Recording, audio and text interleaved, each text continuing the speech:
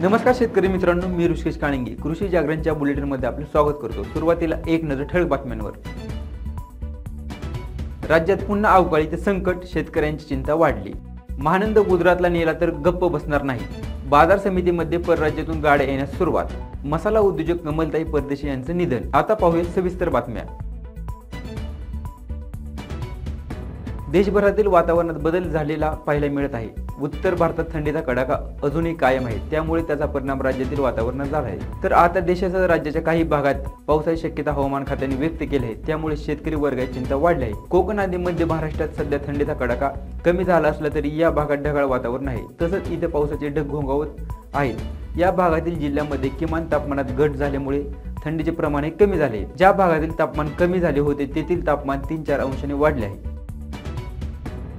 महानंद दूध प्रकल्प गुजरातला नेण्याचा सरकारचा प्रयत्न असल्याचा आरोप ठाकरे गटाचे खासदार संजय राऊत यांनी केला आहे। महानंद दूध प्रकल्प गुजरातला नेला तर आम्ही गप्प बसणार नाही असा इशारा संजय राऊत यांनी यावेळी दिला आहे। तर महाराष्ट्रात अनेक दुधाचे ब्रँड आहेत, त्यामुळे ग्रामीण भागामध्ये दूध उत्पादनामध्ये मोठे जाळे निर्माण झाले। त्यासाठी राज्यामध्ये अमूलच पाहिजे असं नाही।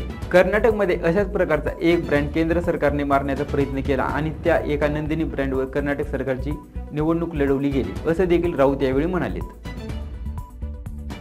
वाहन चालकांनी संप मागे घेतल्यामुळे नवी मुंबई बाजार समितीत गाड्यांची आवक सुरू झाली आहे। तसंच बाजार समितीमध्ये परराज्यातून गाड्या येण्यास सुरुवात झाली आहे। काल एपीएमसी मध्ये गाड्या नसल्याने भाज्यांचे दर 10 ते 20% वाढले होते, मात्र सध्या हे दर 10%च वाढलेले आहेत। त्यामुळे कालच्या तुलनेत आज मुंबईकरांना काहीसा दिलासा मिळाला। तसंच मध्य प्रदेश, उत्तर प्रदेशमधून भाज्यांचा माल येण्यास सुरुवात झालेली आहे। वाटाणा आणि गाजर देखील बाजार समितीमध्ये दाखल झाले, यामुळे नागरिकांना काहीसा दिलासा मिळाला आहे।